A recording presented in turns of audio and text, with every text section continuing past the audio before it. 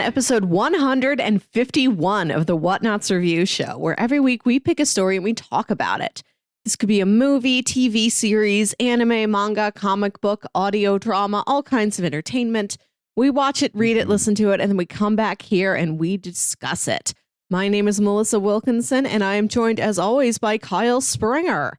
Hello, how's it going? I'm doing good. How are you on this fine spring weekend? It's Easter today, actually. It's the most spring a spring can be, I guess. It is. I completely forgot it was Easter until like yesterday.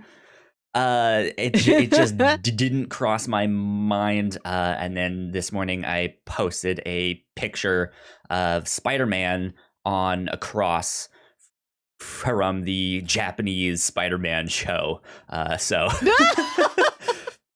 There you go. That's where I stand with Easter. Our true Lord and Savior, Spider-Man. Spider-Man crawls out from behind a rock. Right, yeah. He is back.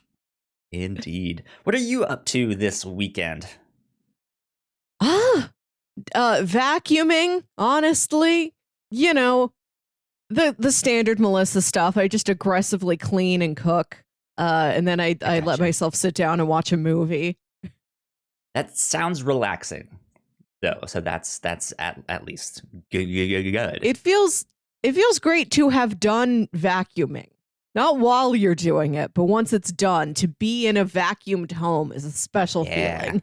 We just put new filters in all our like filter spots, so we got that like cleaner air now that it's spurring. That's good. But enough about house cleaning. That's not what we're here to talk about. No. What are we here to talk about, Melissa? Since it is episode 151, we are talking about Pokemon, the first movie, in honor of the 151st Pokemon, Mew. So we thought we'd watch this movie that celebrates the first generation of Pokemon.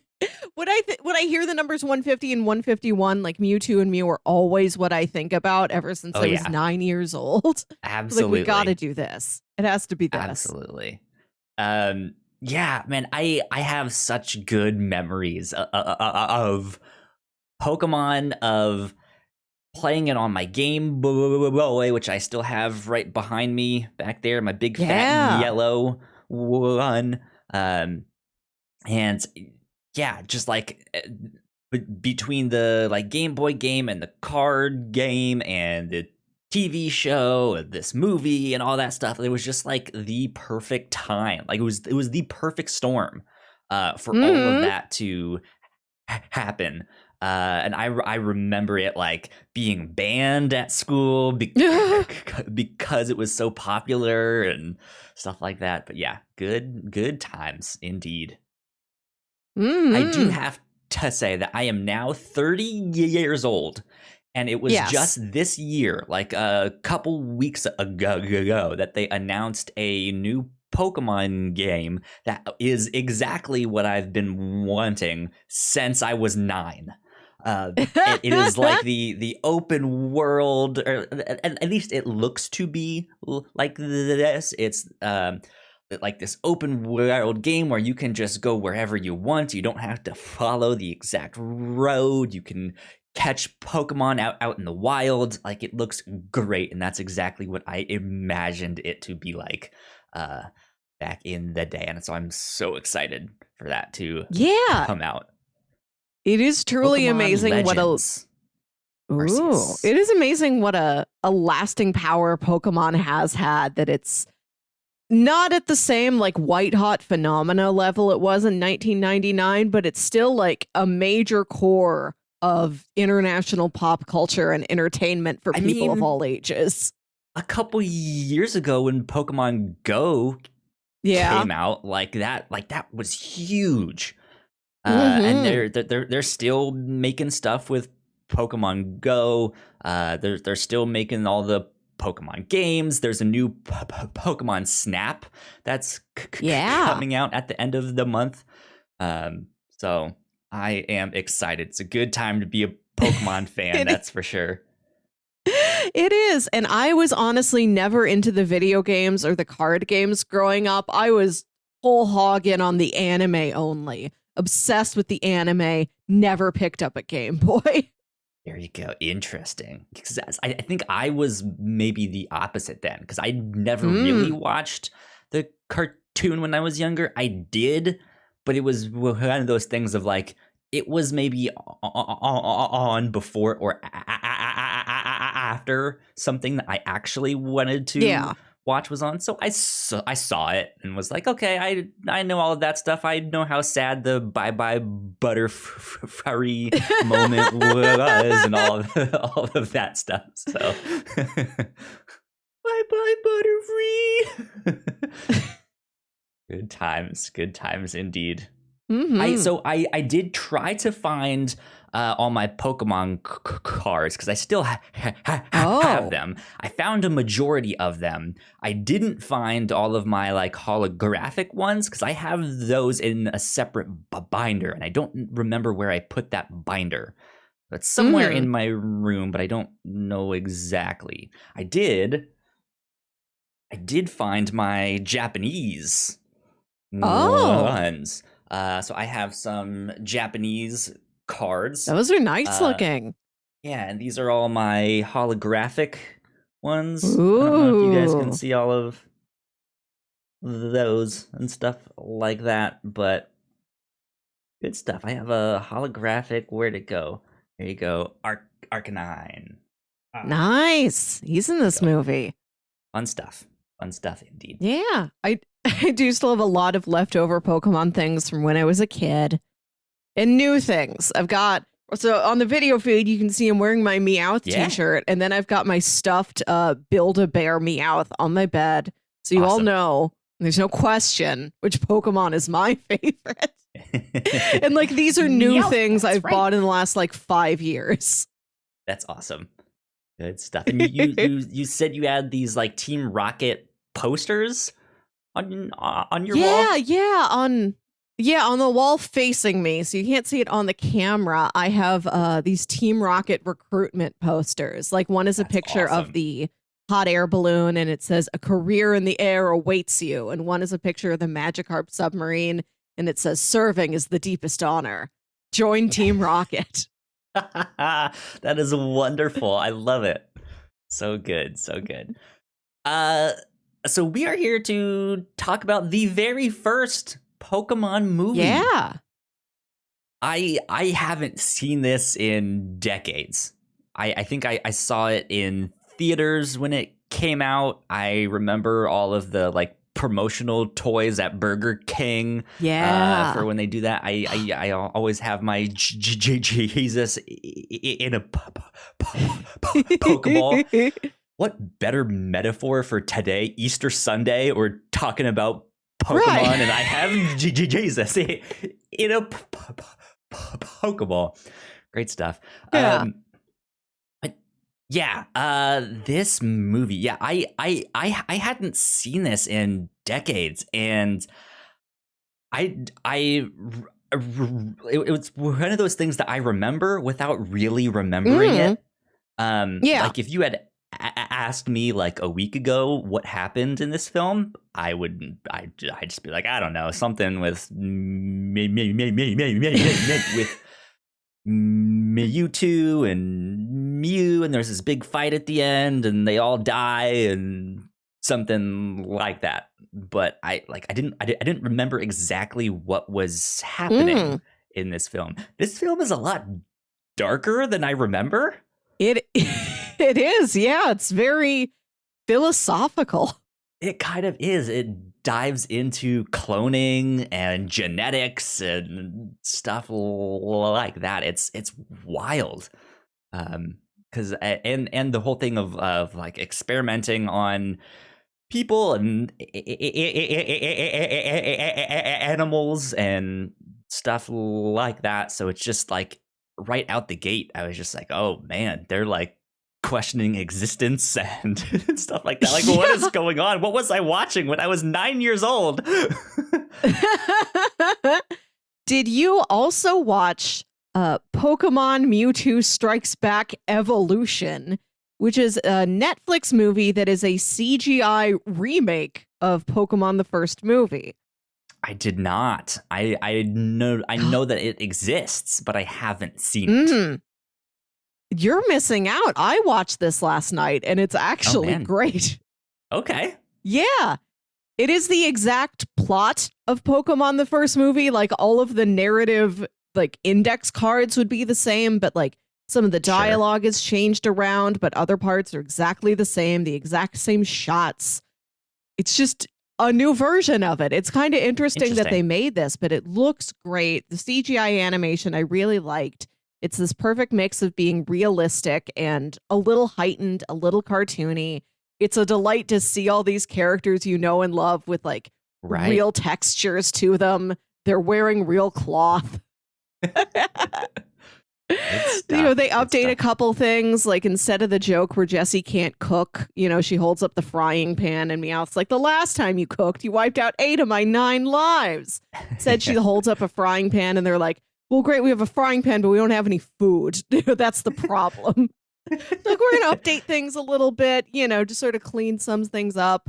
I enjoyed it a lot. I really recommend it. Okay. Good stuff. I remember liking the CGI when they announced it, being like, hey, I like the way that looks. So, good stuff with that. With this one, though, what did you think of this original Pokemon movie going back to it after so long? I think the last time I watched it was maybe in college. Pokemon's been a mainstay of my life. I was really into it from ages 9 to like 13. And then I had like a renaissance and came back to it when I was in college and tried to like catch up with watching what generation we were on then, Diamond and Pearl. I watched some of the new episodes and like rewatched a lot of the older stuff. I still have, I think, all of my old Pokemon tapes. Like all of my actual store-bought ones and the ones I recorded off of like Kids WB that I tried to cram like 16 episodes onto one tape. I've got all my Pokemon CDs. I have the soundtrack for this movie in my car. So it's never really been that far away from me. It's a fun revisit. I dig this movie. I like how dark and moody it is while still also being fun. It's not like too dramatic. It's not. But I think it's toned pretty well. Yeah, it's toned well, and I think there's an interesting sense of grandeur in the film. Yes, like it seems appropriately. I don't know, not sized. That's not the right word. Like it's absolutely like a no fat movie where it's just like, this is the plot. We're not gonna do like B plots or stuff like that. It is exactly what it needs to be, but it also had like, I think the opening montage of Mewtwo training and stuff like that really gives a scale of like the world of Pokemon and like what all is out there and stuff like that. And it really does feel like there's an entire world, right, of just these creatures running around and stuff like that. So yeah, interesting. Indeed. I dig it a lot. You talking about the scale, I think this movie does have a movie feel to it. Like, this definitely feels different than just like a mini arc of episodes on the show. But it's also like you watch the main villain being created. Like, somebody who's new to Pokemon doesn't really have to get involved with any pre-existing mythology except for knowing what a Pokemon is. Yeah. So I think back to like when my mom took me to see this movie, when my aunt took me to see this movie again, because I think I saw it twice. Nice. Like, there's enough starting there in front of their eyes that I imagine this wouldn't be that flabbergasting of an experience to show it to like a parent who just has to take their kids. Yeah. Which isn't really a problem that exists anymore within this franchise. Like anybody who's taken a kid to see Pokemon is already familiar enough with Pokemon, even just through osmosis. Yeah. So, yeah, I really enjoyed it. It's also a short movie, which is I think perfect for this. Just to be like, hey, here's a quick, like, bigger story, but it's an interesting one. It's a little bit darker, a little bit moodier, like we've mentioned, but that's it. And then you can be on your way, get back to the show or get back to whatever you were doing there. So I enjoyed it a lot. Yeah, it's a good revisit. Classic. Yeah, indeed. Plot synopsis. Let's do a plot synopsis. I guess we'll have to do a real brief one, because this is also a movie that is very, very light on plot. Yeah.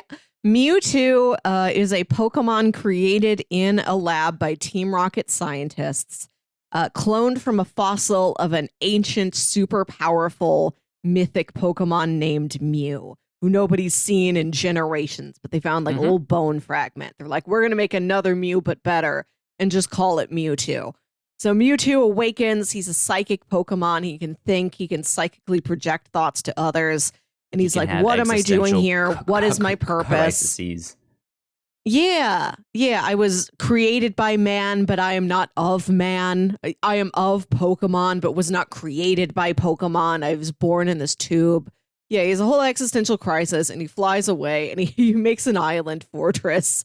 And then he invites several Pokemon trainers to go there and battle him with the intent of cloning their Pokemon and using the cloned Pokemon to beat the original biological Pokemon.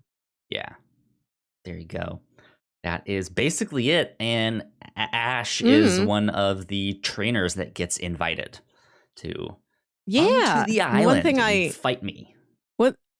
One thing I appreciated about the CGI update is that they note, Misty and Brock are also gym leaders. They are also formally invited to this tournament thing. It's not just Ash is invited and he gets to drag his two friends along. It's like, we are formally inviting all three of you. Yeah, we'll circle back around to that when we get into spoilers and stuff. But yeah, that is a good update. Yeah. So yeah, there you go. I think the movie holds up in terms of Pokemon stuff. Yeah, it was a good, fun, quick watch. So there you go. With that, let's do a little bit of housekeeping, and then we will get into our spoiler section. If you guys did not know, we have multiple podcasts here at the Whatnauts. You guys can find out more information on our website, which is thewhatnauts.com, as well as your favorite podcasting platform of choice. Just type in the Whatnauts and all of our shows will pop up right there. If you like what we do, patreon.com/thewhatnauts is where you can support us for as little as $1 a month. We have a $3 tier, which gets you all kinds of exclusive content. And we would like to give a big shout out to our Patreon supporters at the $5 tier. So thank you, Sam, for helping us out. Thanks, Sam. It means a lot. Thank you for helping us keep the mics on. If you guys would like to support us on Twitch, you can do that as well. You guys can subscribe to our channel at twitch.tv/thewhatnauts. And if you have Amazon Prime, you also have Twitch Prime. You just have to link your accounts, which is super simple. And then you have a free subscription to give out each month. And we would love that to be us here at the Whatnauts, because that means more money for us to make bigger and better content for you. Let's see, other housekeeping stuff. I do have to mention we have our reactions to Falcon and the Winter Soldier going up. We've been working on those week to week. And we also just did an episode of the Captain's Log where we got to interview the Wild Aces News Network, which was a lot of fun if you guys are interested in football and the fan-controlled football league. That was interesting. But yeah, that's it. That's housekeeping for now. Let's get into spoilers. There we go. We are officially in spoilers. I don't know why I couldn't hear it on my end, but I couldn't hear it either. It happened. I have to fix something with it there. It's a simple fix, but oh well. Mm-hmm. Okay, where should we start with this? So you know what? Let's start with the. Oh, were you gonna? No, I just would you allow me a moment of like deep Pokemon nerdery about the unseen backstory of this movie? Sure, absolutely. Okay. All right. So this is, I think, not actually in the Pokemon anime anywhere, unless it's been something they've made since I was deep in my Pokemon heyday in like 2002, 2003, when I was on like a lot of Pokemon fan sites. And I read about there was like an audio drama CD produced to go along with Pokemon in Japan that at least at that point, had not been translated, had not been, re-recorded into English. So I've never heard it. I just know it exists. But it is backstory back there in the Pokemon lore that the Team Rocket agent who like went into the mountains and like recovered this fossil from the Mew, from this bone from the Mew fossil, was Jessie's mom. Her name's Miyamoto. She was like a career Team Rocket agent working for Giovanni. She went off on this mission. I think she like got lost in the mountains. She died. She disappeared. She didn't come back. It's very tragic. And like that's why Jessie is in Team Rocket. It's like a family business. She doesn't know what the heck else to do with her life. It's like, I'll just follow in my mom's footsteps, even if it killed my mom. And I'm also going to work for Giovanni. So Wikipedia says in July of that year, which I guess is 1998, a 5-episode radio drama titled The Birth of Mewtwo was broadcast over 5 Sundays leading up to the premiere of the movie in Japan. Blah, blah, blah. Drama delves into Mewtwo's origin prior to the start of the film. It also explores the leadership of Team Rocket under Madame Boss, Giovanni's mother. Yeah, that's right. Yes, her too. Yeah, and the last known whereabouts of Miyamoto, Jessie's mother. Due to its mature themes, it was never dubbed in English. The drama eventually served the basis for the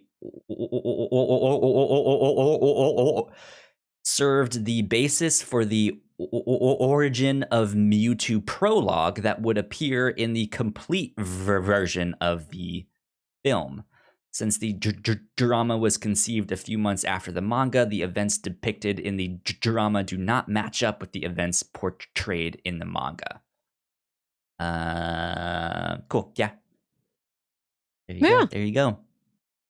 Wild. Yeah, I had no idea that there was a Pokemon radio drama, audio drama.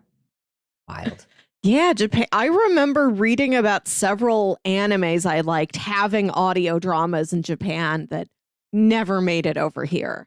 Interesting. Was there another one that you was? I think Big O had one. I think I remember reading this. Oh my god! I might have made this up. English one. I would love that. I'm trying to remember things from when I was like 12, 13 years old. So I don't know if I could. This might be false. I might have invented it. I might have just wished that would happen because that was one of my favorite shows at the time. But yes, it might be real. There's like a 60% chance it's real. I'm looking it up on Google right now. I'm seeing podcasts about Big O and a radio drama. I don't know if this is the same though. Oh well. But anyways, Good, interesting stuff with that. I wanted to circle back to what I was mentioning before about the trainers, because that was maybe one of the only like big questions I had that like head scratchers at this, is that they get on this boat, like this collection of trainers, and there's this big storm, and so the captain of the boat is like, hey, sorry, we're not going to be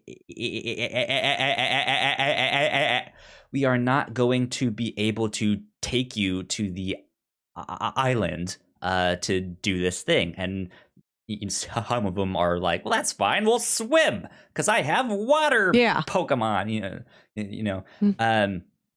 and when they finally make it to the island, Mewtwo suggests that these trainers are the best of the best.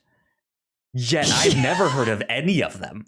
They're all just random people. Right. They exist only in this movie. They don't have names. Even in like this new CGI version, they still don't name these people. We don't know who they are at all. It baffles me that people like Surge isn't there, right? Yeah. Why is Blaine not there? It seems like he wanted to. Verena, like why aren't all of the gym leaders there? That makes no sense. That he's like, I want the strongest trainers, and it's just like these three randos and some kid named Ash, some 8-year-old kid.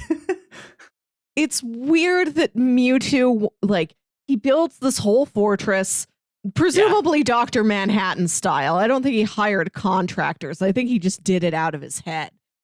He builds this whole fortress. He makes this whole plan. He generates the storm to test these people to see if you can make it through the storm, you and your Pokemon, the strength of the Pokemon.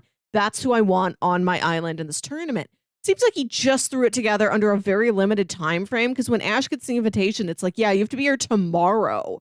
So maybe he's like, who is one day's journey away? Who's the best? Who's just the best within this immediate geographical radius? And it wasn't any gym leaders. It wasn't any champions. It is Ash Ketchum, pre-Indigo League. He hasn't even made it that far. He probably has like 4 badges or whatever. He's not far along in his journey. And then 3 somebodies. I don't know. We don't have any credentials for them. They don't mention if they've won any tournaments. Their Pokemon aren't like super impressive or legitimate. It's like, yeah, you've got a Gyarados. That's pretty cool. Normal. But yeah. It struck me as so strange of like, how did no one think of this to put like bigger name? Like this guy seems like a threat. Like he is being like, I'm gonna beat you and then take over the world, right? And then like none of these stronger trainers show up. This is the same problem I had with Suicide Squad. Right, where it's supposed to be some like world ending threat, and you mean to say that Superman doesn't show up, that Batman doesn't show up, and it's just like this makes no sense. But oh well, maybe that's just me. Yeah, I wish they would have explained it. I wish these other trainers had names. The fact that nobody introduces themselves has always struck me as very weird. Indeed. Okay, let's see. Beyond that, let's take a step back. So one thing that I like about this movie is that it really doesn't tell you much about when this movie takes place. We know that it's after he has his Charizard, but that's kind of about it. That's maybe one of the only like identifying factors, because there was a point in the show where it was Charmander, Charmeleon, and then he got his like Charizard that won't listen. So something else you're about to add. There is another time marker. I forgot about this. When we see the opening montage of Mewtwo, like, being trained by these Team Rocket scientists, we do see him face off against Gary and his Pokemon in the Viridian City gym, which I think might have been Ash's 8th badge that he went to go get. I think Gary goes in and gets defeated, and then like Ash goes in right after him. But like after Mewtwo is like gone, I don't think Ash fights Mewtwo. I think we just see Gary do it. So yeah, he is a bit farther along in his journey than I said earlier, but still, like, this is pre-Indigo League. He's still like a kid. He's just like doing pretty good. Like, he's like a Cub Scout, but he ain't an Eagle Scout yet. Yeah, that makes sense. But I like that there's not much of that stuff, and it like, you don't need to watch the show to understand what's happening or who these. I mean, it helps to know like who Team Rocket is, because they're almost non-players in this, or at which least they always are. Jesse and James. But I mean, yeah, but in the show they are a more consistent protagonist or antagonist, and they don't pose much of a threat. But in this, like, they show up, but they really don't have anything to do in this. They just like discover the cloning, and that's about it. Yeah. There's not much more to their inclusion. It would bother me more if, well, it does bother me because I love Team Rocket and I always want them to be treated more like real characters. I want their actions to have real weight to them.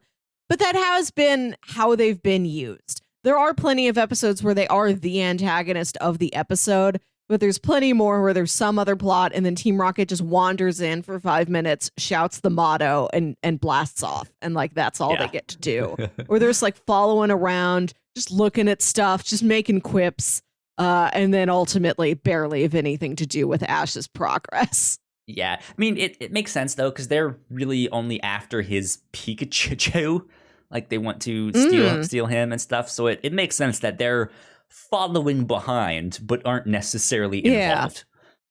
It's one of those things, I think, in this movie that it's kind of a shame that they don't have more to do in this. Yeah, especially since Mewtwo has Team Rocket origins. I don't know if Mewtwo ever like sees Jesse and James around. They're all like hiding in the back in a hole. They don't really cross paths. I don't think he notices they're there. Right. There's all like, they go into the cloning lab. Meowth gets cloned. There's a second Meowth around. It seems like Mewtwo does not question this Pokemon that isn't accounted for, that like he's seen that none of these trainers have. Mewtwo, he's so obsessed with this goal, but there's a lot of oversights in his plan. There's a lot of things he's not paying attention to. He is psychic. Like, he might know that they are there. They might not know that he knows that they are there. I mean, I don't know if he's psychic in that he can be like omnipotent and like read minds and things. I think he can just do like, blasts. He can just blast energy and like make a castle and project his voice into your head. What's your I don't know. Power? I can make castles. I can make castles. I just make buildings. That's all I do. Yeah. But yeah, it would have been interesting if Mewtwo had confronted Jesse and James. Like, you work for the company that made me. I think those guys are evil. Would they have become his number one opponents in that regard? He's like, well, I'm going to defeat you for sure. Like, I have a vendetta against not you specifically, but what you represent, that big logo on your chest. Yeah. Or it's like, hey, like, I'm willing to work past this if we can come up with some deal to help me take over the world. Yeah. I'll clone Ash's Pikachu so you can have one and he can have one, and then you guys can both go home happy. There's something that could have happened there, but it did not. So a little bit unfortunate for sure. There's a lot of missed opportunities in this movie, which I understand because it is a like 75-minute movie based off of a cartoon for kids that's there to support a card game and a video game. Yep. I know why it's not there. Indeed. Let me ask you this. So we mentioned the cooking joke. I have to give a shout out to the Minnesota Vikings joke because that one is genuinely funny. Oh, that's not in the CGI version. This is another update that I appreciated. It's still that same structure where Ash and friends are like, oh, we want to get across, we want to get across this lake to get to that island, but we don't have any like big, strong flying or water Pokemon like that. And then Team Rocket shows up in a boat. They're like, oh, we're just innocent sailors. We're going to take you across. And then halfway through, their disguises get ripped off. And they're like, Team Rocket. Instead, they show up in this like cute Lapras boat. And they're dressed as sailors. And they do the song and dance number as sailors. It's great. I think it makes way more sense within the Team Rocket aesthetic that they've got these cute, like the sailor outfits are so cute. I feel like I've seen them wear something like that before. I mean, it's a better boat that seems Pokemon, more like a boat they have would that have. Boat thing. Yeah. The SS. Yeah. And I believe. Yes. An excellent arc of episodes. Yeah, I liked that update. I'm like, this makes a lot more sense within what we've seen from these characters before. I mean, yes, I don't want to say no, but I think them showing up in Viking costume also makes sense. Like that's the whole thing with Team Rocket is they go to these extravagant lengths to just do some stupid disguise, and it's just like you guys didn't need to do all of this. Like why are you like you made up a whole song and dance routine to do this thing? Why? You didn't need to do that. But yeah, they show up. Fun. They show up to escort them across the stormy seas in these Viking costumes, and I think it's Misty that's like, man, I haven't seen the Vikings around here in a long time. And then Ash goes, yeah, they mainly live in Minnesota. And it's so dumb, but it is genuinely funny. It is great. Yeah, it's a joke I didn't get at 9. I think I did finally get it at 12. It is a weird inclusion in there, but sometimes those are fun. Those jokes that like kind of break the universe that don't make sense. You can tell like whoever's like writing the dub script was very excited to get like a contemporary reference in there. Right. Like I wonder what the original Japanese said. Like, was there a joke? Yeah, I don't know. Was it just an offhanded comment? Were they talking about something else? Like that? I'm not sure because that is so specific to American culture that it's like, I doubt that was in the Japanese. That would make no sense in that. They absolutely I don't think they like localized football this. over there. I'm not sure. Yeah. But yeah, good joke. Good joke indeed. Ah, man. So yeah, so they get invited to this battle. It's not really a tournament. They cross the stormy seas thanks to Team Rocket, and then they get to this island with the facility there, and they don't really know what's going on. They're the last ones to show up. Yeah. What did you think, I guess, of this castle? Like, this seemed almost like a strange place for him to have his base because it was so isolated. It makes sense, I guess, if you want to like do science that people might frown upon, right? And like we're cloning Pokemon and stuff like that. But I just, for his plan of world domination, this seemed a little like not the best location.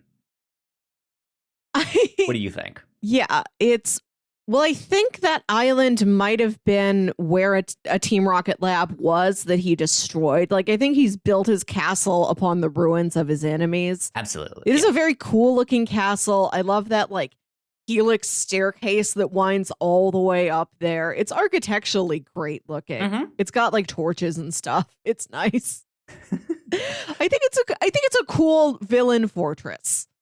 Yeah. Like, I think just the fact that it is a big unnecessary castle on an island in like the middle of a lake or a sea somewhere.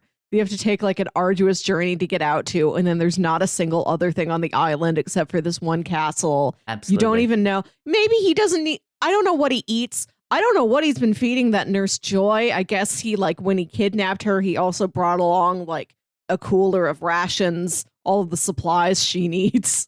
Who knows? Yeah. I'm wondering, is Mewtwo the Bond villain of the Pokemon of the Pokemon universe? Man, he certainly could be. Yeah, Giovanni certainly could fit like a Bond villain mold, in that he's got like all of these henchmen in all of these matching uniforms. They've got a rocket aesthetic that's very Moonraker. Yeah. But Mewtwo could be also. Yeah. I'd love if only he had a mouth and he could like remove a ceramic jaw piece and then his jaw collapses. Think on your sins, Ash Ketchum. No, Mr. Ketchum, I expect you to die. God, I want a Pokemon movie so much where it is, there is no Pokemon battle. You have to compete in another game, and it's Pokemon Casino Royale, and Ash has to learn how to play poker. I to be honest, I wouldn't. Like, that is the kind of thing that I like seeing in Pokemon stuff, of like these strange buildings or things they include, because there are cities that do have, oh, you're in a casino, or there's a Team Rocket fortress like in this like quick mart thing, but you have to like move this statue and a door appears, and it's like, why? Just get your own building. Like, this makes no sense. Yeah, I like side stories like that, which is why I liked Detective Pikachu a lot, because we got to see more of the Pokemon universe that's out there, that's not necessarily the like gym battles and stuff. Yeah. Like, so, oh well. Yeah. I always wanted to see more applications of Pokemon outside of battling, which is why I liked in later seasons they introduced Pokemon coordinating, which is just like your Pokemon putting on like a little visual show. Like if it's a grass type Pokemon, they like that. Yeah, they like you like dress them up or decorate them. They do this like little choreographed. It's like gymnastics for Pokemon. You're just using your body and your skills to like put on a cute little show. Yeah. An impressive little show. It's cute when the Pokemon do it. I don't mean to belittle real human gymnasts.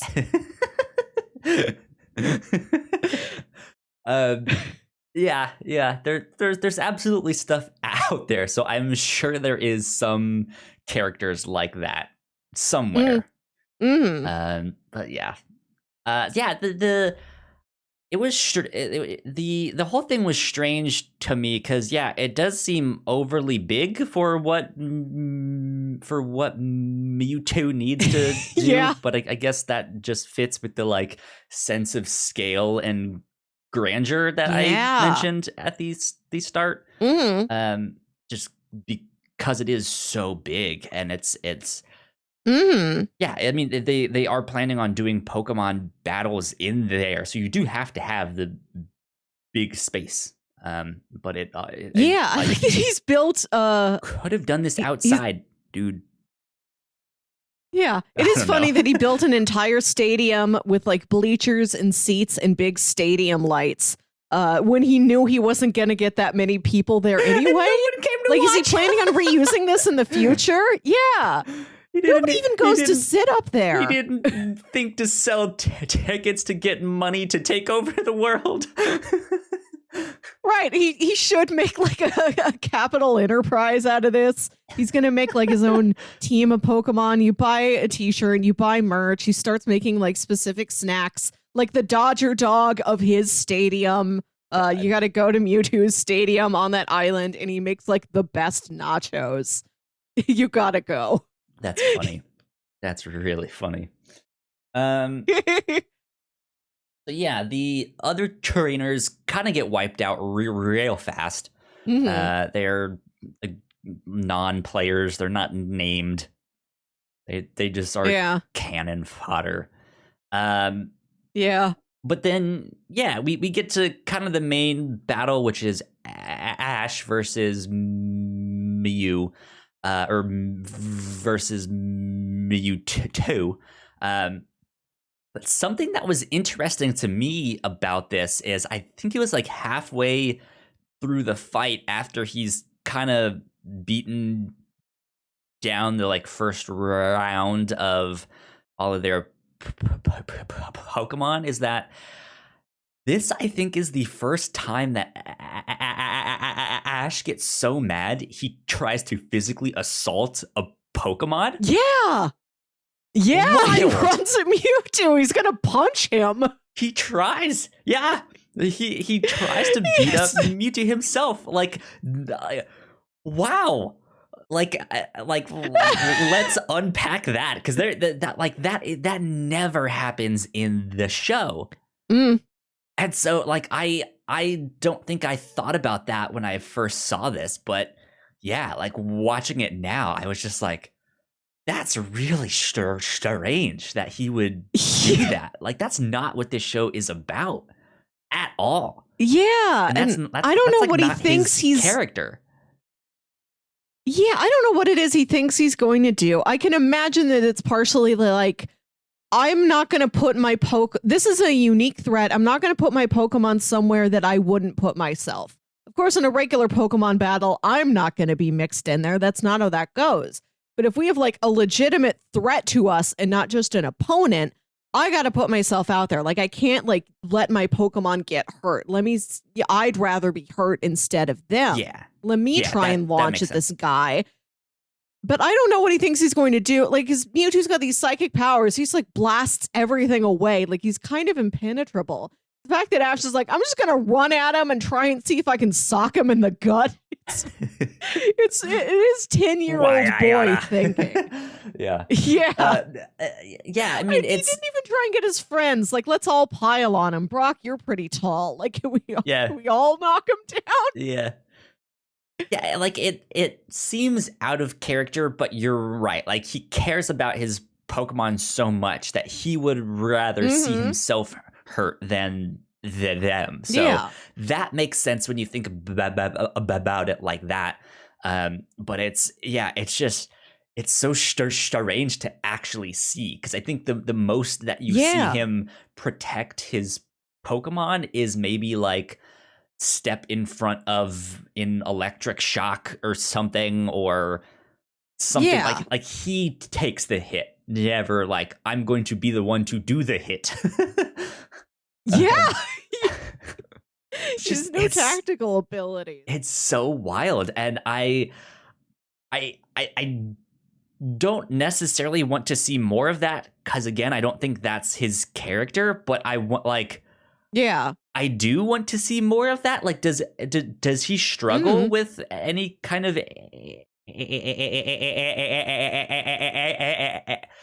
does he struggle with any kind of anger stuff? Like, that's something the show, let's be honest, is really shallow when it comes to character development and stuff.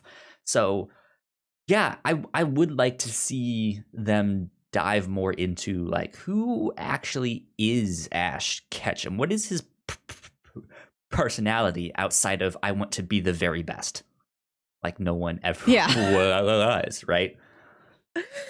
He loves his friends. He wants to take care of his Pokemon. He's pretty patient with some of them. The fact that he puts up with Charizard for so long is kind of a miracle. He keeps working on Charizard. He really doesn't give up. He's had that one since it was a Charmander, though, so that makes sense. It's like, you're my buddy. I've been with you my whole life. But yeah, why are you a teenage brat now? Yeah. Like, he has to deal with a teenage brat when that's not a thing he is. He can't progress to being teenage brat. He's stuck at 10. Like, that's something else the show never really addresses, is now he is kind of like a surrogate parent, right? He now needs to figure out how to do all of that stuff, and he's 10. Right? Like he really shouldn't be in that position, but their entire world is based off of this dynamic. Like that's an interesting thing to explore. Like how does that then change his relationship with his mom down the road of like, oh, geez, in 3 years, Mom, when I hit puberty, I understand. Like I know what's happening. Strange stuff, but not what the show is about. So no, unfortunately, there's so many questions that we would love to see answered, and instead just like, it's a battle. Pokemon. I'm gonna turn my hat around backwards and see if I can win a badge. Now, something I read on the Wikipedia page for this movie is that the English version of this critically when it originally came out got bad reviews, despite it being a monetary success, right? Because you know it's big Pokemon big Pokemon movie, but their main thing was poor voice acting. Makes sense, as well as the like a whole anti-violence message, despite the movie being filled with these battles and stuff like that. And I thought that was really strange. That I mean, I can understand the critics might not have been up to par with what Pokemon is exactly. To me, I feel like that contradiction of Pokemon of like, hey, we should all get along. We're friends. Like, we should do all of that stuff. Like, and then at the same time being like, but let's battle. Like, let's fight. You know, like that contradiction is kind of the core of Pokemon there. Is that something that you've thought of much? I think Pokemon has always been very clear that these they call them battles, like they use more aggressive terms for them, but it is a show. It's like athleticism. It's just head-to-head athleticism. Yeah. It's like boxing or wrestling. It really is like wrestling. Like you're just like a wrestling coach, and these Pokemon are wrestlers. They're gonna go out there and wrestle the other guy. Like, it's framed in something that can be seen as more aggressive, as more violent, but really it is like, I am not trying to hurt you. I'm just trying to best you in an athletic competition to rise up the ranks of the whole athletic field of this whole league. And I have respect for you as my opponent. We both have respect for our Pokemon. We value them for what they do. And they don't die, I'm sure if there was a faint. Pokemon who exactly. And I'm sure if there was a Pokemon who was like Ash, who could communicate to Ash, I don't want to do this. I don't feel right. And I think that has come up when he pulled in earlier episodes when he pulls out a Pokemon and it's like, oh, this seems like it's over your head. I'm going to try somebody else. And there have been episodes where Ash does encounter another trainer who's very aggressive to his Pokemon. I think he encounters a guy who whips his Pokemon or something like that. And he's like, this isn't good. That's not what you're supposed to be doing. The outside world has this, especially at that time, had this perception of Pokemon as being something very aggressive. Whereas if you sat down with the show for a couple episodes, you'd see friendship. The show is within it. Yeah, it's within itself. It's not about that at all. Is like actively against that when it comes up. It's just about sportsmanship. Yeah. Yes. Sportsmanship. I think is a good word for all of that stuff. But yeah, it struck me as odd because this is not the first Pokemon thing that came out, right? The cards were out, the game was out, the anime had been out for a while. And so just like to see that is the reviews it's getting is just like, you guys don't understand Pokemon, do you? Like, this is it. Like, this is what it's about. There is this like violence in air quotes, but at the end of the day, it is about like, hey, we're not actually like fighting, even though there might be a threat to the safety of the world, especially in this movie. At the end of the day, it is about like understanding one another and having good relationships and stuff like that, and kindness. So, brother, I think there was. What are we fighting for? There was. God, yeah, I did miss all of those songs when I watched the CGI version. They just have that cover, that like more rock cover of the Pokemon theme song at the beginning during that one-off battle with the pirate Did guy. you hear the recent cover that Post Malone did? Because it was Pokemon's like, I don't know, like 25th anniversary or something like that. I don't remember. Or 20th. I guess, or something.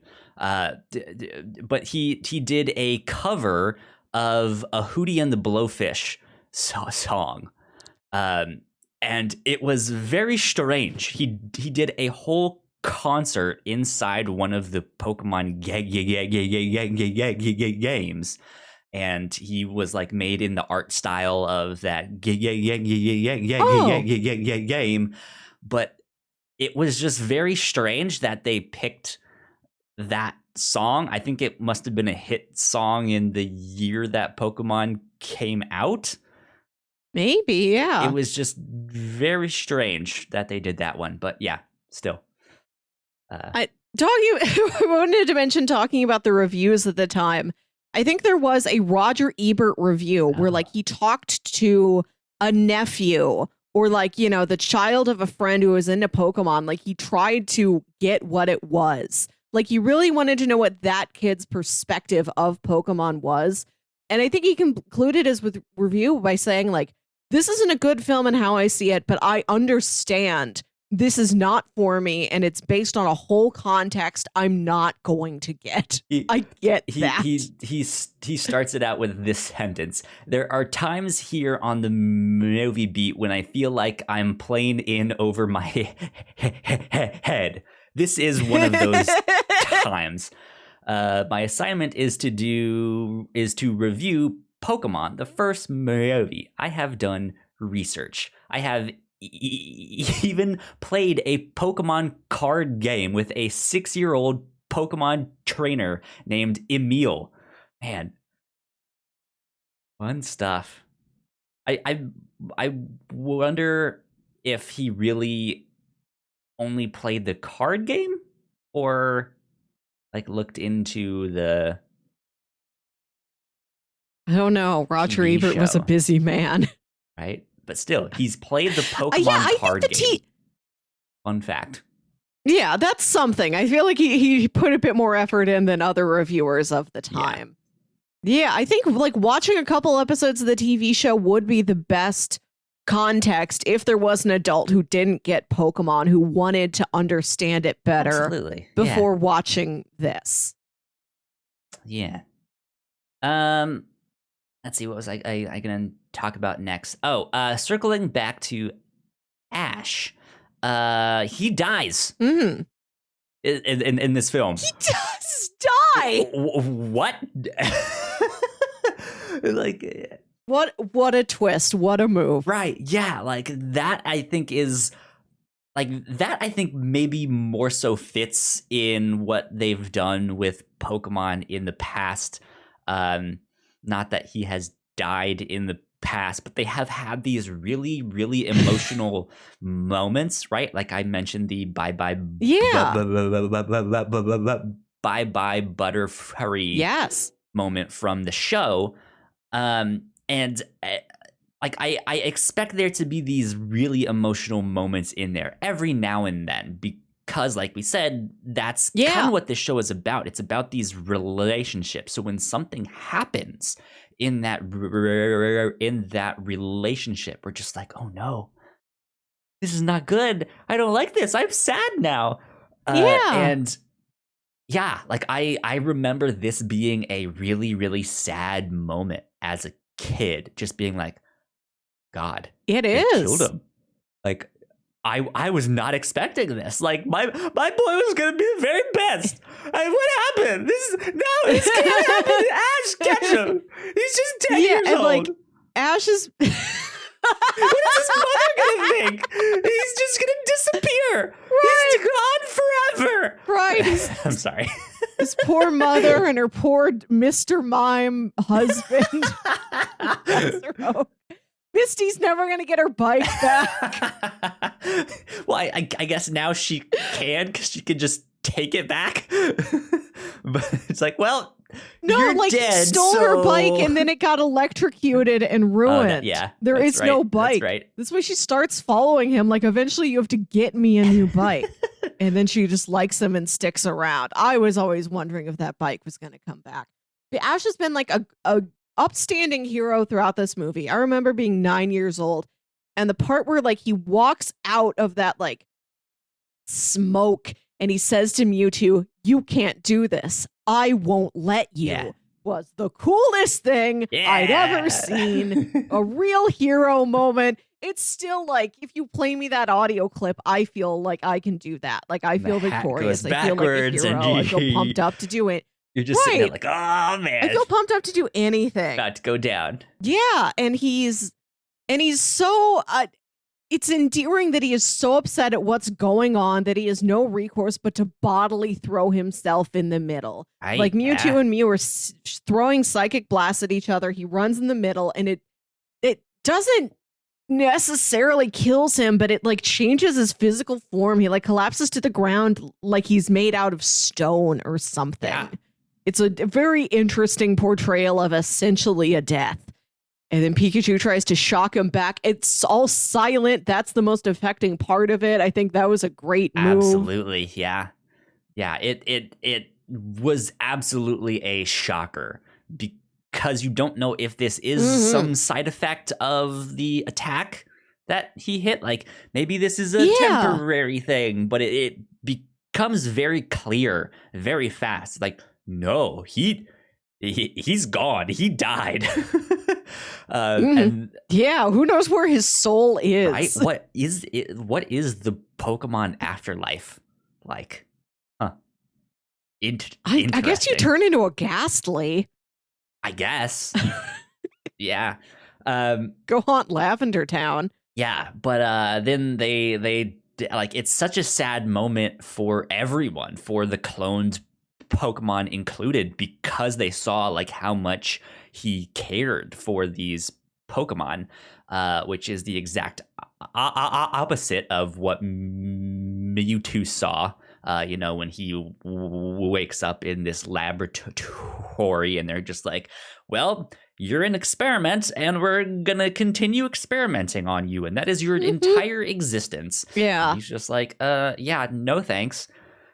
And it is like the tears of the Pokemon that bring him back to life, which raises another interesting question. Like, is that a thing? Like, do Pokemon tears have like restorative powers somehow? Can they resurrect the dead? Why is this not a plot thread? I think because Mewtwo wipes all of their memories at the end of this, but isn't Mewtwo himself curious about this? Like, wait a minute, that boy was pretty much dead, and then all these Pokemon cried and he's back? I need to experiment on. Instead of Mewtwo cloning, should want to understand what the heck that was. Why not resurrect these fossils and stuff or yeah, something, or some like great Pokemon trainer from the past to understand the mysteries of, I don't know. Oh my God, we're just gonna cry some guy back alive and ask him questions. Yes. Oh man. Why not? Let's go. Let's do it. Yeah. Like under what circumstances is this possible? It's also like, it's Pokemon specifically. It's not some greater power of love, because it's not like Misty is crying and Misty also helps Ash come back to life. Pokemon only. Right, yeah. And like they do in the Pokemon world have the power to like take two fossils and put them together to create like a new Pokemon. So like there is this weird thing of like, hey, we can take these things that have been dead and kind of make something new and recreate them. So somehow they do have this like thing that no one is mentioning, that like Pokemon kind of have the power to raise the dead. This is weird. Yeah. In another more dramatic story that put a little bit more weight on things, Ash would do this and then he would come back a little different. Not in like a dark way, but in the fact like maybe he's slightly powerful himself now. Maybe there's something a little bit more invulnerable about him, a little bit stronger. Maybe he's slightly psychic. I would love if like after he was turned into a rock man and then cried back to life, if Ash was like fundamentally different as a being. Yeah, that would be an interesting thing of like if he was slightly psychic and could maybe understand a few simple words from Pokemon. Just like because there was a Pokemon movie, it might have been the Netflix one, I don't remember, where Pikachu talks. They both get like hit with something and Pikachu like says his name and it's like, Ash, like wake up, like it's us, you and me together forever. And everyone was outraged of like, no, he's not supposed to talk. But like this would have been an interesting way to not make Pikachu talk, but for Ash to then somehow have a better understanding of what they're actually saying. Like, maybe he can now decipher one or two words, and that helps him to understand just a little bit better or something like that. But I think there is some level of understanding. If you don't understand the literal words a Pokemon is trying to communicate, I feel like trainers always get the vibe of their Pokemon. They always understand basically the emotion they're trying to express. Yeah. Yeah, it's like with a dog. I guess it's not really a big problem, I think, in the world of Pokemon, because they are very expressive. Of like, hey, if I don't want to do something, I won't do something, or stuff like that. So it's not something that you need. I don't know how I would legitimately feel about it if that's the way the show went, but it's something like, honestly, I feel like didn't explore this deep into the show when it's been so consistent for so long. You don't have to make this the new canon, but if you wanted to do a branching like one-off movie or TV special where it's like, what if the Pokemon talked? I'd be okay with like exploring that one time. I want a what if Pokemon series. That would be amazing. Just like an anthology series where we just see different trainers. We see all sorts of stuff of just like, here's everything outside of the gym battles, or like, what if gym battles were more like this, or what if Pokemon could talk, or what if Pokemon were psychic and they didn't have to talk and they could just like implant their thoughts in your head. Or God, what if Ash was psychic after this and he could like beam his own thought into Mewtwo's head and then Mewtwo is freaked out? Yeah. Interesting. What if Ash was a trainer created as an experiment by Team Rocket, and he like it's the opposite.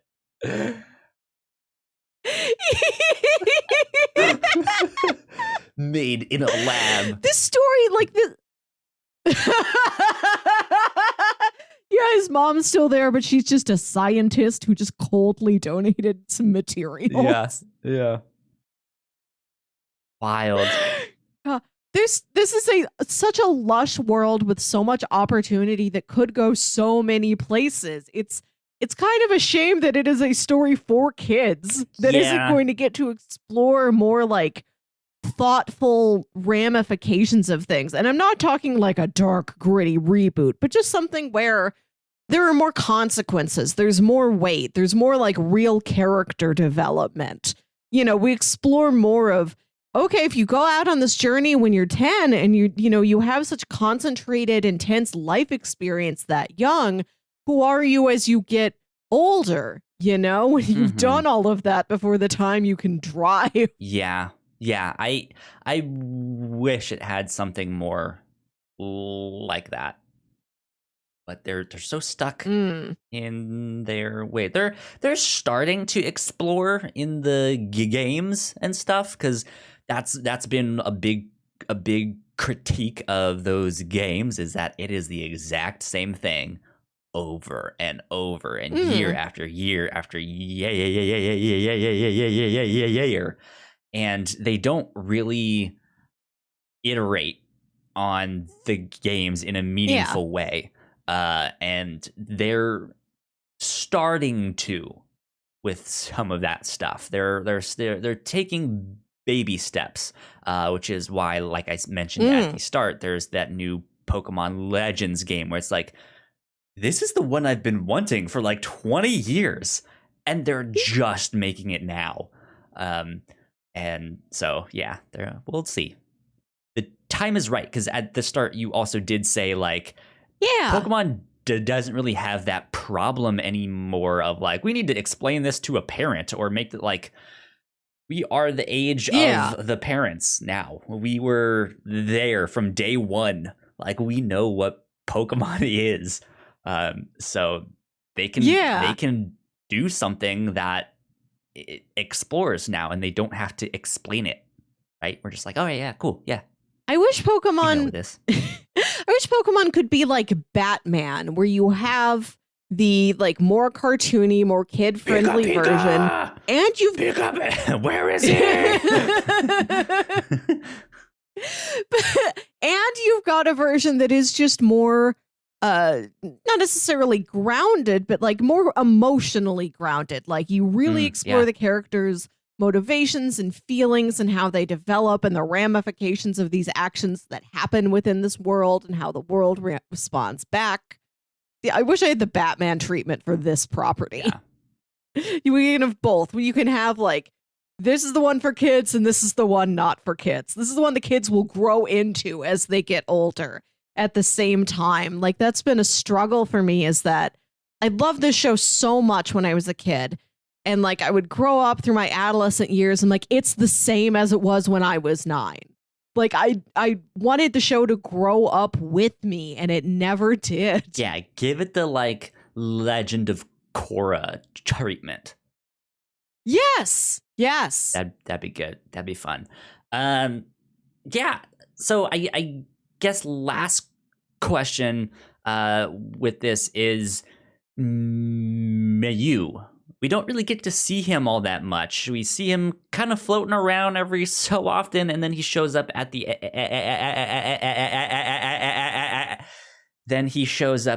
end of the movie, and then kind of flies off at the end into the mountains. I don't know why. I guess I feel like his inclusion in the film is maybe a little not needed. Like, I understand the fossil, like the inclusion of the fossil, but to have a like live, there's one out there, like that, I think could have been maybe relegated to that end credit scene, which was largely useless. Oh, I like the end credits. I like that it's just all these beautifully illustrated tableaus of Ash and Misty and Brock walking through these interesting landscapes. That's not what I'm talking about. I love that so much. That's not what I'm talking about. Okay. After that, there is a scene of Mew flying into the mountains, which is fine. There's nothing wrong with it, except it's just like, I don't like, why did this scene have to be in there?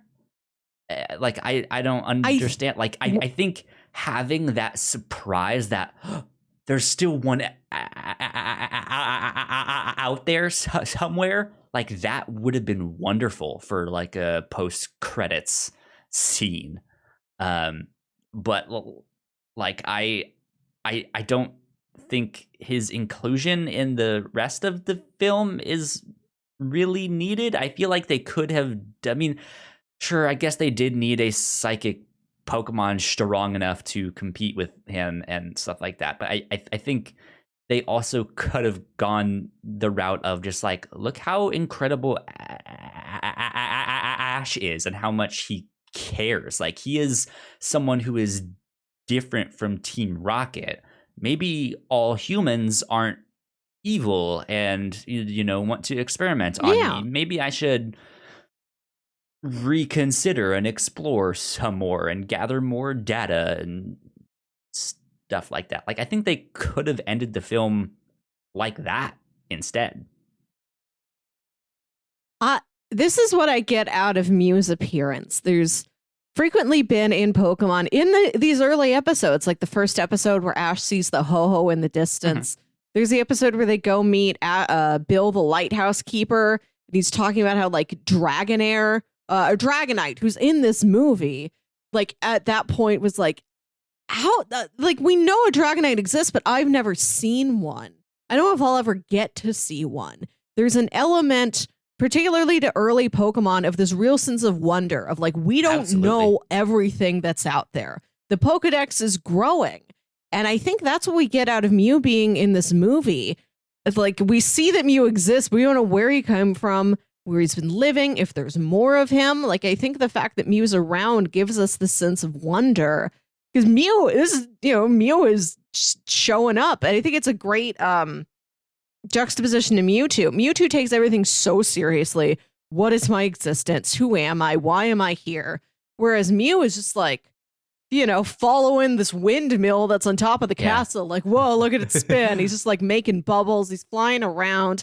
Like, the highest form of life that there is in the natural Pokemon world is this just like cute, whimsical, carefree creature that you barely knew was even out there. You didn't know if there really was one of these. And look, here it is. And it's just cute and friendly. I think it gives it a sense of this wonder, this awe that can be pervasive throughout Pokemon within this anime. Because I think within the video games, for instance, like, everything's out there and you just have to like hit all the right conditions to like run into it, you as the player. But in the anime, you've got these characters.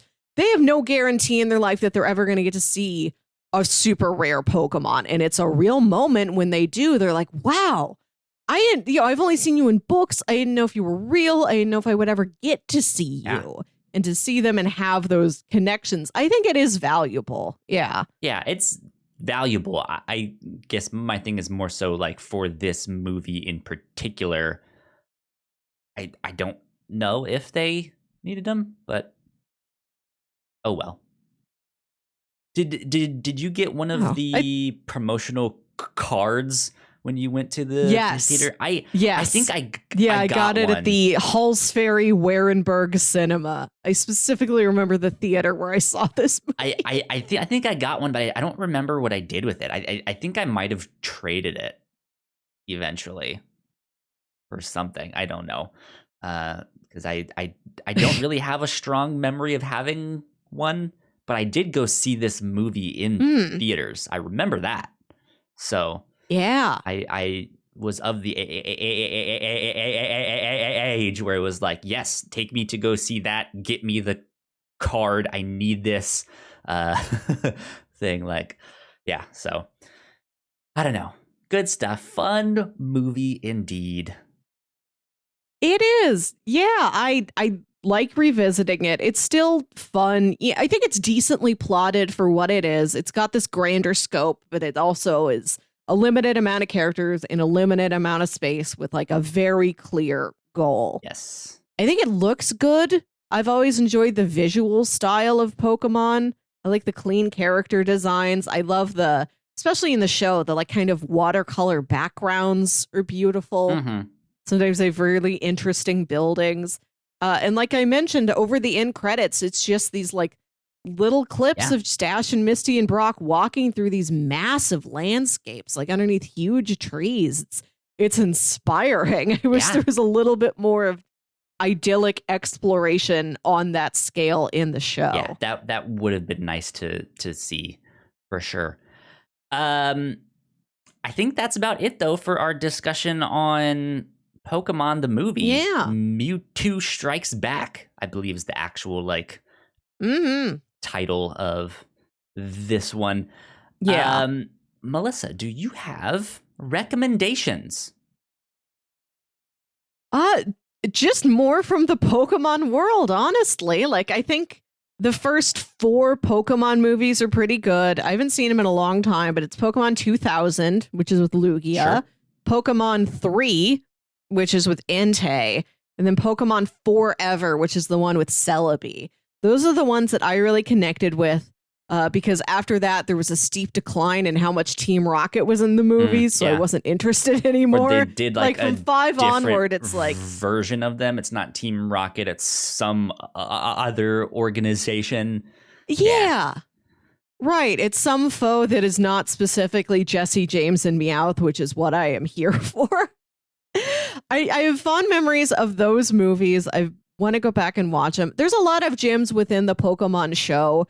As repetitive as it is, there are some really goofy, fun ones. Somewhere in the Johto season, there's an episode called Airtime where Ash is being interviewed on a radio show.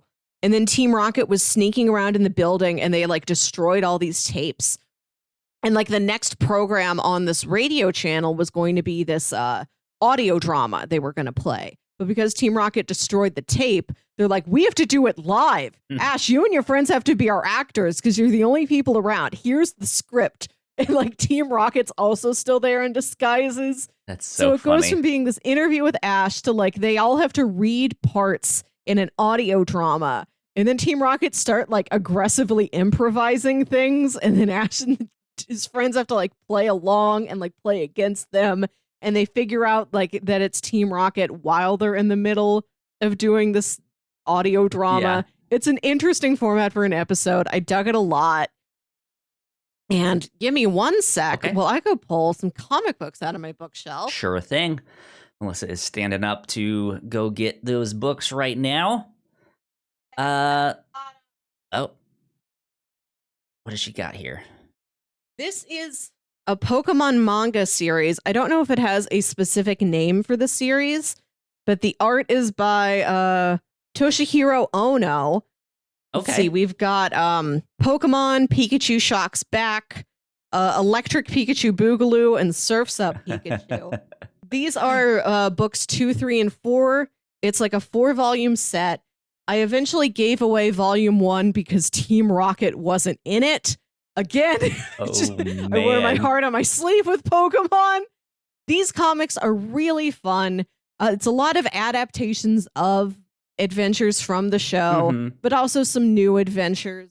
The artwork's cute, and it's sort of funny, quirky kind of side adventures. I really wanted to cover this on the show, but I couldn't find this on Comixology Unlimited. Gotcha. Like I said, I don't even have volume 1 anymore. Gotcha.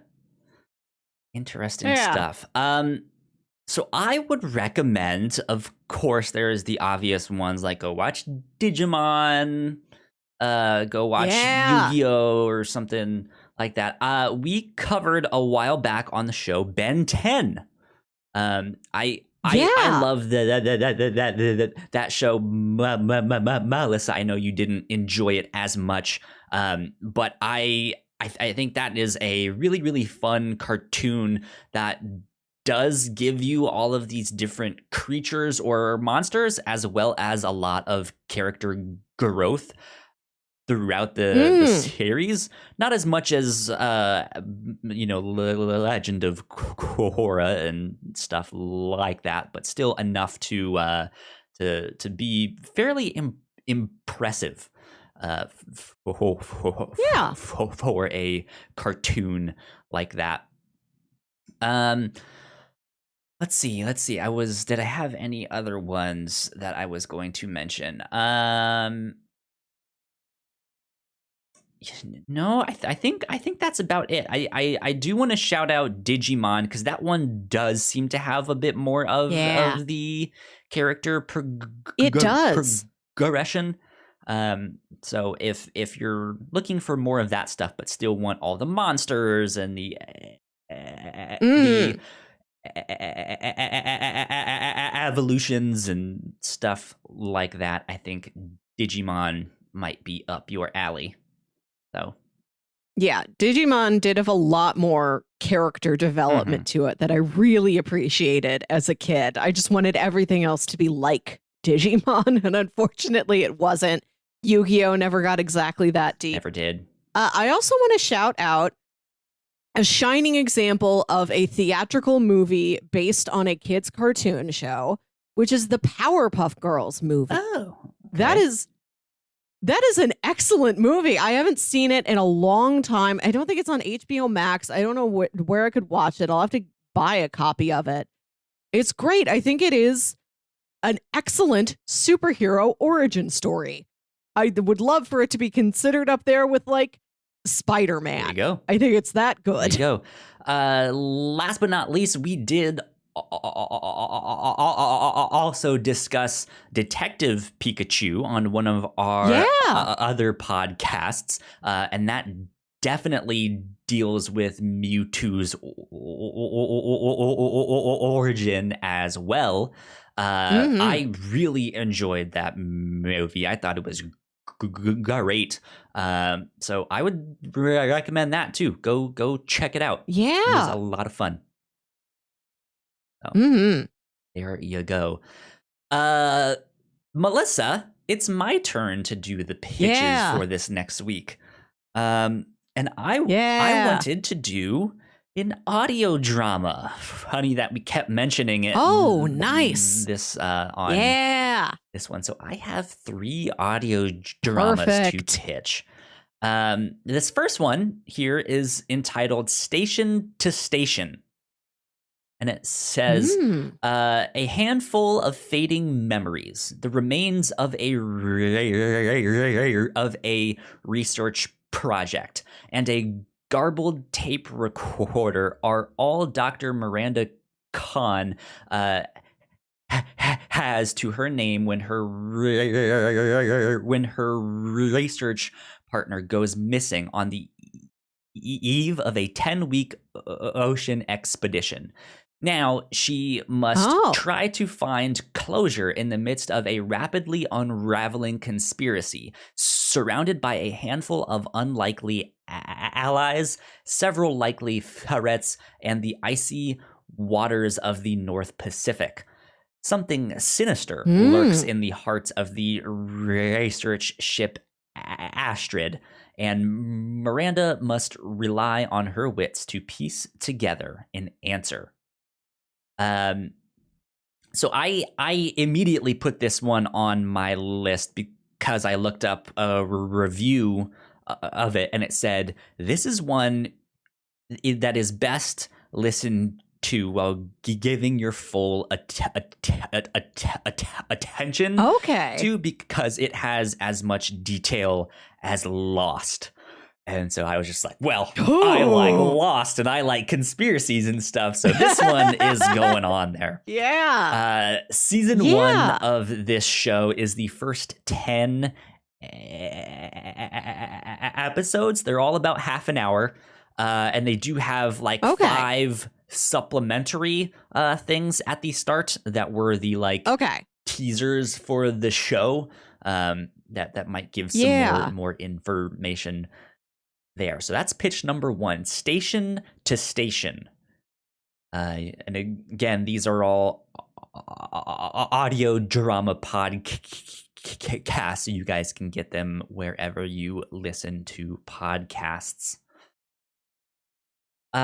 Pitch number 2 is actually one that comes on the recommendation of Briggan Snow, who played Caleb in the Bright sessions. He actually emailed us with this one. Was like, hey, you guys might like this. Thanks, friend. Yeah. So this one is called In Another Room, and it is adapted from E3W Productions' groundbreaking LA-based immersive show of the same name. In Another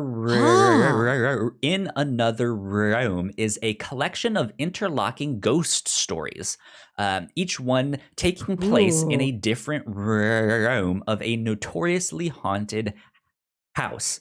These ghost stories span the entire history of the mysterious home, from its troubled construction in the 1870s to today, and recount the tragedies of the various souls that have lived and died within.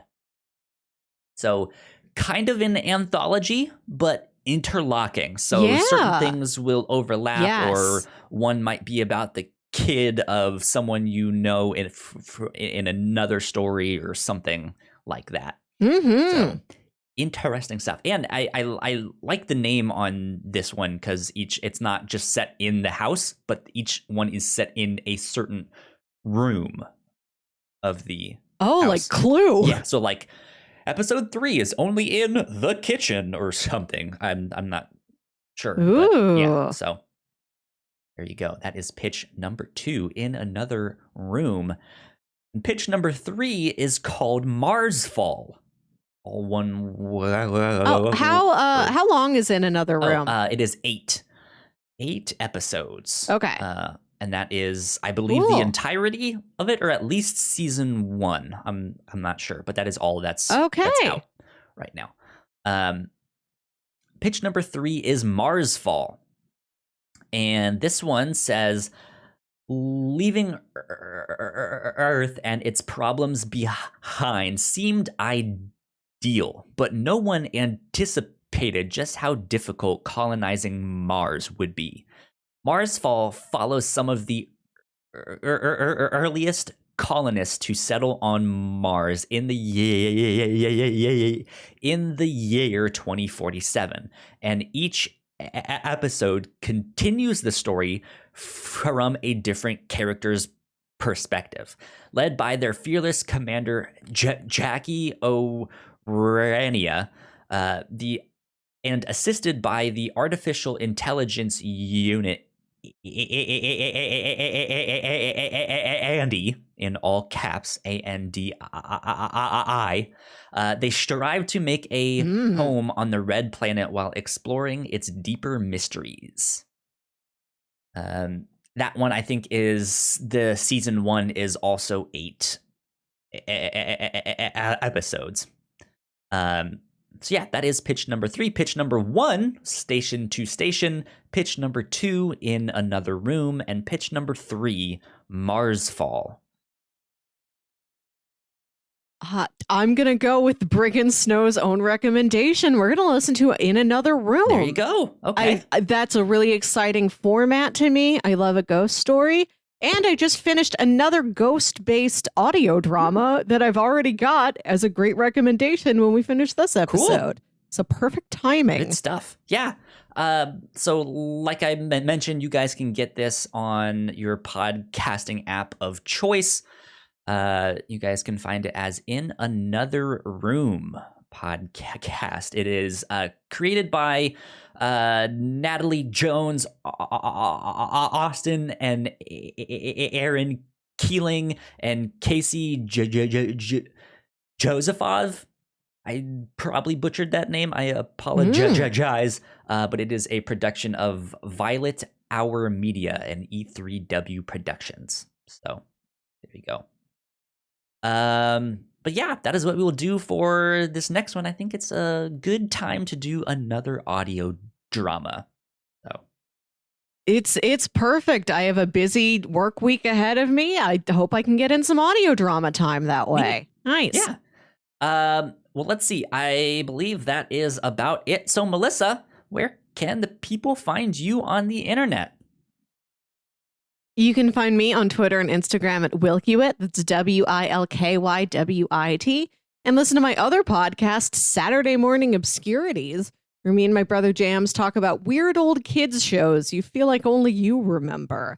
Our latest episode is actually in our Saturday Morning Giants series, Nice. Where we cover a more prolific show, covering something that aired right alongside the Pokemon cartoon on Kids WB. We're talking about Jackie Chan Adventures. That's a good one. Good one for sure. You guys can find me at Yo Kyle Springer on Twitter. If you guys want to stay up to date with all of our shows, we are at the Whatnauts on Twitter. So go like, share, subscribe, and do all of that stuff. If you guys have some kind words to say, go rate and review us wherever you get your podcasts and stuff like that. But with that, we will get out of here. We will see you all next week for In Another Room. Bye. Bye.